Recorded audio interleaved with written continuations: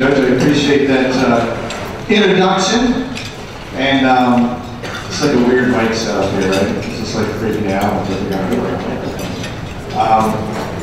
And I appreciate your remarks about Danbury's business community.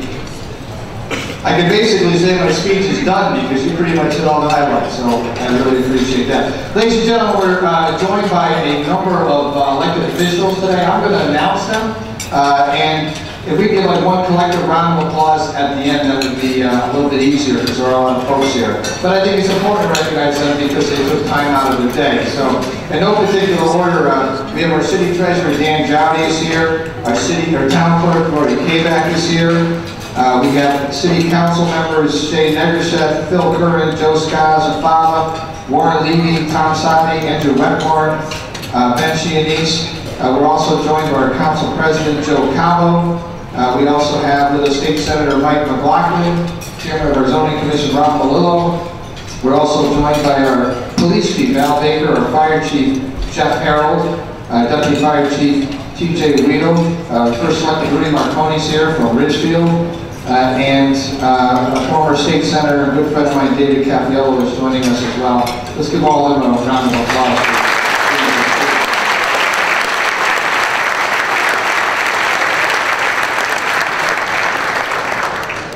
Of course, thank you for being here this afternoon. It's appreciated in terms of the chamber and in terms of the work that you do. Obviously, congratulations are in order for Jim Marquis and his team as a recipient of the Cecil J. Prevney Award. As Mayor of Danbury, I'm proud to see Jim and his business flourish in our great city. Kim Chuck's success is a direct reflection of Jim's drive, his energy, his enthusiasm, and his vision. Ladies and gentlemen, Danbury works because, frankly, we all work together. We do that regardless of party. We do that to move the agenda of our community forward. And of course, all of us from time to time in government disagree. That's to be expected. That's the process, if you will. But when our debate is over, we always figure out a way to compromise. We figure out a way to make it work. And I venture to say that all of our state and local elected officials who are here today and who serve Danbury and the greater Danbury area, they understand that compromise is what moves our community forward. They understand that our residents are not served when we dig in and when we refuse to bend. So I want to thank them for being here today. And before I begin a little bit more formal remarks, I want to thank somebody who is the real mayor of the city of Danbury. Let's get this straight. And that would be my wife, Phyllis Bowden, the First Lady of the City of Danbury, who's sitting right over there hiding.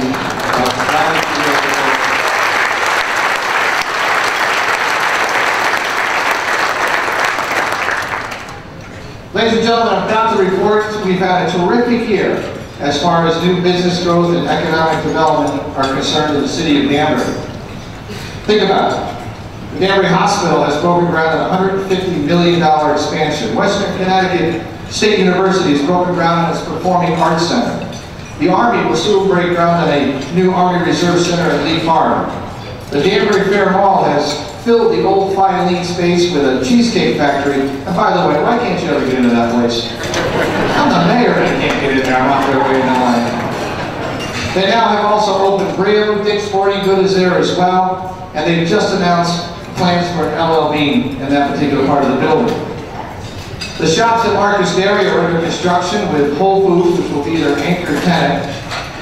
And over the last several months, I've attended groundbreakings and we've announced expansions at places like Goodrich, Pitney Bowes, DRS Technologies, and Boehringer Ingelheim.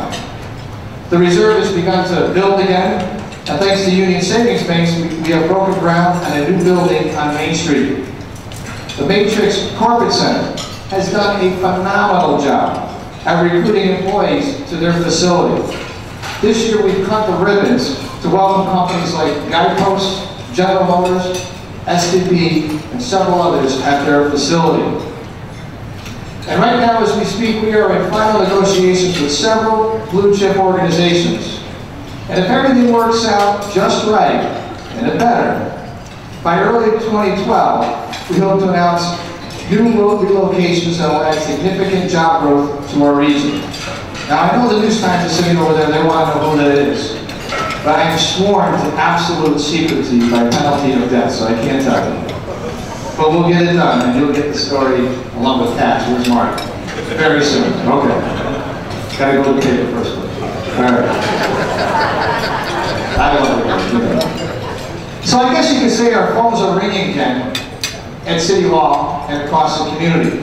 And it's probably the reason why, as Judge Diane mentioned, that our unemployment rate continues to be the lowest in the state. It's no accident. It's because we sent a very loud and very clear message that we are a pro-jobs community. And that's good news for us locally. And it's something that this Chamber of Commerce and this community ought to be incredibly proud of. And we have a ways to go in terms of housing industry and other soft spots across the state. But we have to continue to be relentless and to be fearless when it comes to creating jobs for our residents. These are challenging economic times. They demand the very best in us. And there is no margin for error when it comes to economic development. Last year I came to you and reported that we would be hiring a full-time director of economic development. This past spring, the City Council approved the funding for that position. I'm proud to announce today that I've approved the hiring of Bruce Tamala for the position of Director of Economic Development for the City of Danbury. Bruce, stand up and give a wave.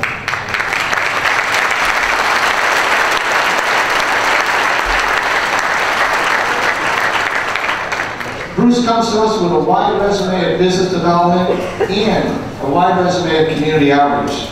He has a unique blend of talents that marries a broader business perspective with the intimacy and the needs of our Main Street.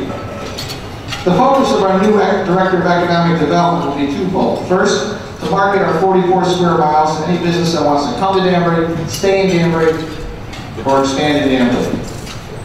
The message has got to be that while we cannot control state policies and national politics, we are open for business in Western Connecticut.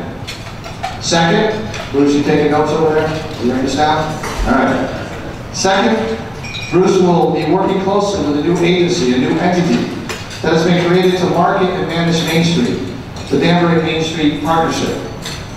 The past year, we created this entity by ordinance and solicited people who would be interested in donating their time to improve Main Street. To our delight, there were so many people interested that we had to make some tough choices as to who we would ask to serve on the partnership. And for those who were not selected, I don't want you to get upset. Fear not. We will have more than many opportunities to participate in a variety of different communities and policy groups as we begin to enhance the engagement of Main Street and my administration. Our City Council is currently considering proposals from the city to lower permit fees and to lower sewer and water connection fees along the Main Street corridor. Imagine that. A government actually lowering the cost of doing business. The Zoning Commission has already created the Downtown Revitalization District, or Revitalization Zone, or DRZ, broadening what we consider Main Street and including more properties that will be eligible to take advantage of these new incentives.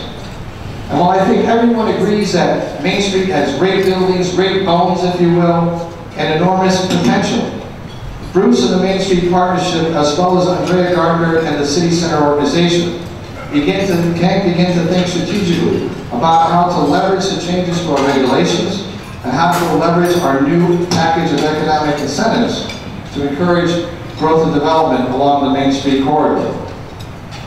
I also believe that a key to successful Main Street is to locate city services and agencies whenever possible along that corridor. For example, the addition of Naugatuck Community College has been helpful in putting people on Main Street during the day and during the evening hours. There are almost 700 students now using the Main Street building. The City of Danbury has a lot of tough choices to make as it relates to expanding space for our schools. And when possible, we ought to locate these new facilities on Main Street, or at least close to the DRZ. Besides the students, schools bring staff, they bring support personnel, and they bring other adults downtown who will use the facilities in the stores and restaurants located on Main Street. And with service from the Hart bus line, the Danbury Public Library, and access to many other amenities like Western Connecticut State University, locating any of our new school facilities along the Main Street corridor will be important for the stability of Main Street. In the next 2 years, we will have to deal with the challenge of growing enrollment in our public school system. Folks, this is good news that people want to live in Danbury, because while other cities and towns across Connecticut are actually getting smaller, particularly cities, people are sending a message that they want to live here. It's no accident that this year, Danbury was ranked as the 5th best city to live in the state of Connecticut by Connecticut Magazine. So to put that in perspective for you, Danbury was ranked higher than Bristol, Stratford, Middletown, New Haven, Milford, and Hartford for our outstanding quality of life. We were only eclipsed by Greenwich, Stamford, West Hartford, and Fairfield, communities that are obviously much more wealthy than we are. And while investing in our education system is not something that we are frankly in a position to do right now, it is something that we must do to preserve our property values and our quality of life. In April, I will ask the voters to approve a modest borrowing to cover the cost of addressing our space needs for our schools, and we're going to have a straightforward and honest discussion about the cost of staffing that new space to meet the needs of our children into the next decade. I've already spoken with Dr. Pasquarella, our superintendent of schools, and asked him to design the next generation of programming for the new space. Programming that will not just focus on putting kids in the chairs, but will help all of us, including Bruce, market the total community as a great place to live, to work, and to be educated in. And while the 2020 Task Force report is being finalized, I envision the acquisition of a new building to house 2 middle school academies, a science, technology, engineering, and math academy, or what we call a STEM academy, that we hope to partner with a local corporation that will provide resources and mentoring. Hands, anybody out there want to take that? Would be appreciated. And we will add grades 6, 7, and 8 to our popular elementary magnet school. Both academies will hold approximately 375 students that will help us manage the numbers at our middle schools. And Danbury, like any other community during this economic crisis, besides education costs, is faced with significant financial challenges related to the cost of, for example, employee benefits and salaries. So today I'm proud to announce and report that we've been working in a cooperative spirit, a cooperative fashion with our unions to restructure compensation levels, as well as pensions, medical costs, and retiree medical costs. And there will be a short-term expense to these contracts. The changes over the long term will bend the cost curve for our taxpayers. So I just want to be clear. We have redefined public employment through these new contracts in a way never done before. And if these agreements are ratified by the union members, many new employees will be participating in a defined contribution plan rather than a traditional pension plan. Healthcare plans have been retooled to be more in line with the private sector. And in some contract provisions, things like longevity payments have been eliminated, and retiree medical has been eliminated as well. When taken together, in their totality, these changes to our new contracts will save millions of dollars in future expenses and make our government more sustainable for generations to come.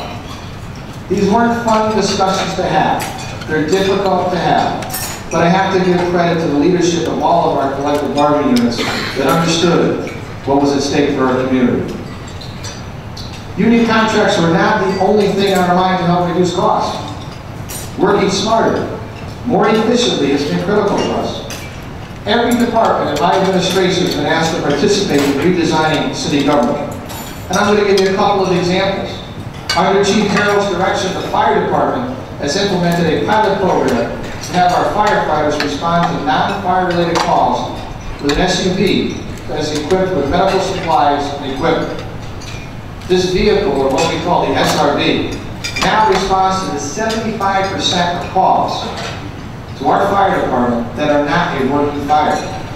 This reduces the wear and tear on our more expensive pumper trucks and ladder trucks. In addition, the new vehicle saves our taxpayers thousands of dollars in diesel fuel when our firefighters are called out to go to the local shopping center to help someone who has locked their keys in their car. And Chief Baker of our police department has also implemented a new pilot program that has added multi-directional cameras to our police cars that can read multiple license plates from multiple views all at once to determine if the vehicle has a lapsed registration or is insurance or is wanted as stolen property. The cameras work in a millisecond and save time and manpower on what was once a laborious process of hand entering each license plate one at a time to determine if the car was properly registered and insured. Both chiefs are working together on our new civilian dispatch center. It will save hundreds of thousands of dollars in overtime costs. The city will issue an RFP right after the first of the year to hire an outside vendor to do our dispatching of fire, police, and EMS from our new police station. Our rollout will be sometime in the summer of 2012. Our finance department and our IT department will be implementing a new core software system that will help us better track expenses. It will help us reduce redundant paperwork and ultimately, over the long term, personnel as more functions become automated. And of course, we look at the revenue side of the budget. If you have your car booted, you probably figured that out. Sorry about that, by the way. We have one of the most creative and innovative tax collectors, I think, in the state. Scott Ferguson spends his time coming up with new ways to collect taxes that are due. That's why if you look at our budget book, you'll see that we routinely made a 99% to 100% collection rate. Several years ago, I came to you explaining that the city of Danbury would like to purchase a transfer station located at 307 White Street. As negotiations dragged on and the economy continued its downward spiral, it became clear that a public-private partnership would probably be a lot less risky for the city and would still provide an opportunity to provide revenue for us. And this year, Winters Brothers Incorporated, and I see Joe sitting back there, and the city of Danbury have signed a memo of understanding that will provide transparency to the facility and will generate a significant amount of new dollars for Danbury. Last year, our bond rating was upgraded by both S&P and Fitch. They gave us positive outlooks. I'm confident we will maintain our current bond rating as well as our credit ratings, given these changes to our employee benefits and our tight management of city finances. Let's make no mistake, the next several budget years won't be easy, given the poor economy and lack of state aid and the pressures of funding our schools. Our residents can feel good that our long-term forecast is brightened dramatically. And folks, I gotta confess, this past year was a long and difficult one, both professionally and personally. I mean, think about it. We started off with some of the worst snowfalls in recent memory. Those snowfalls brought roof collapses. I actually had to order our firefighters on roofs to shovel roofs of homes before they collapsed in some of our seniors and our schools. We moved through the spring and the summer during the rainiest season in the history of Danbury. We had not one, but two tropical storms that brought record amounts of flooding and damage to many parts of the city, and of course, an extended power outage. We then had a late season October snowfall that was arguably the worst in our history in terms of damage to our city. That October storm brought down limbs and gave us a second extended power outage that was worse than the first. And during all that, I'll never forget how strong this community was. I gotta tell you, I was so proud of my wife Phyllis. She spent several days at the War Memorial, comforting and feeding those residents who could not go home. I was honored to work side by side with our first responders. My staff, Wayne Shepard, PJ Prunty, Lisa Munoz, Joan Soderstrom, all of them came in over the weekends to answer calls for our residents. PJ, who rode out in the middle of the down power lines to help a senior to his car to bring him to our shelter.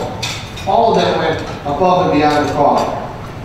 I also want to recognize Antonio Igrola, our Director of Public Works, Chief Bakers and Chief Harold, Duke Carter, Superintendent of Highways, and Paul Estefan, our Director of Emergency Management, for their outstanding service to Danbury and the residents during this difficult time. Ashford, the company that collected debris from the storm, left Danbury this morning. Thank God. For the record, Ashford collected over 100,000 yards of debris. They cleared 3,184 tree limbs off of trees that were ready to fall, and they cut down 27 trees for a grand total cost of $3.8 million.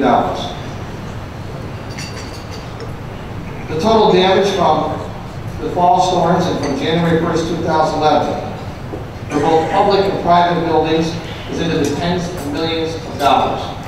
The Portuguese Club alone sustained almost $4 million worth of damage on their roof. So I know how difficult it's been for you.